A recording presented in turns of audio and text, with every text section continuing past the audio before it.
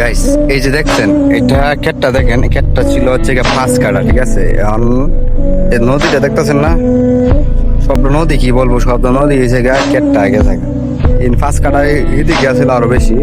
আর এই ক্ষেতটা দেখতেছেন না, আমার মনে হয় এক কুচি হয় কিনা সন্দেহ। এই ক্ষেতটা ছিল 9 কাটা, মানে এই ক্ষেতটা 9 কাটা ছিল। কথাটা হইতেছে কি জানো, কথাটা হইছে যে এইদিকে পুরে মাছ মারতেছে দেখেন, এই যে দেখছেন পুরে কিন্তু মাছ মারতেছে। হ্যাঁ, এই যে সবটা গেছে গা নদীর পজিশনটা দেখেন, দেখছেন সবটা কিন্তু নদী ভাঙ্গে গেছে গা।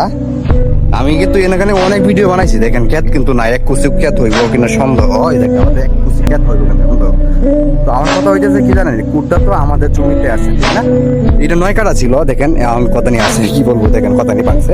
9 কাটা ছিল, তো 9 কাটার উপরে আরো ক্ষেত ছিল। 9 কাটা আমি দেখছি, তো আমার বাচ্চারা দেখছে কি 9 কাটার উপরে আরো ক্ষেত ছিল। তো আমার কষ্ট হইতেছে এই কুড়ের মধ্যে তো আমাদের জমি গেছে, তাই না? আমার প্রশ্ন হইতেছে এটা, আমি হয়তো জানি না যে জমিগুলো তো আমাদের, নদী তো সেই তুলনায় আমাদের থাকে না। তো আমার প্রশ্নটা হচ্ছে এইটাই যে নদীটা এখন কে মানে কে খাদ্য দায়িত্ব থাকবে, আমাদের নাকি সরকারের? আর মূলত নদী তো সরকারি সম্ভবত, যেটা, কারণ আমি এই বিষয়ে কোনো ধারণা নাই।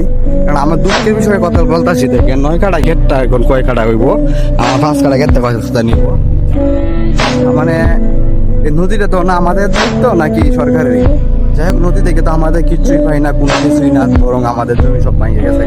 এবারে মানুষ যারা আছে তারা হাউসফুল লাভ করতেছে।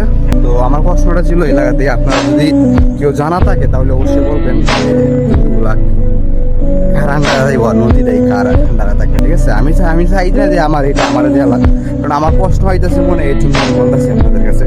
তো আপনারা একটু কাইন্ডলি কমেন্ট করে বলবেন।